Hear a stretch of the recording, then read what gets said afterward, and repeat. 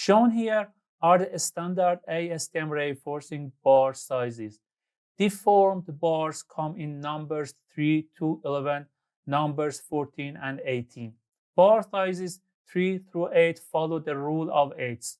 According to this rule, the diameter of the bar is the bar number divided by 8. For example, the number 3 bar will have a diameter of 3/8 inch, or the number 5 bar will have a diameter of 5/8 inch. Note that the nominal diameter doesn't include the deformations. Number 9.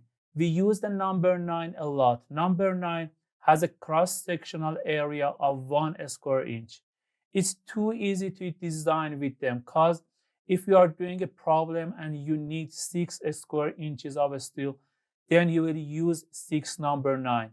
In number 10 rebars, the diameter and the area of the rebar are numerically equal to 1.27.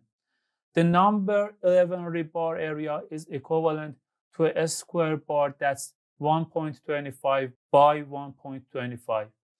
The area calculations idea of number 14s and number 18s are similar to number 11, and you see their values here.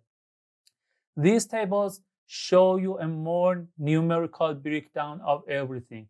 By referring to these tables and examining the available sizes on the market, we can determine what sizes we should use in concrete structure designs.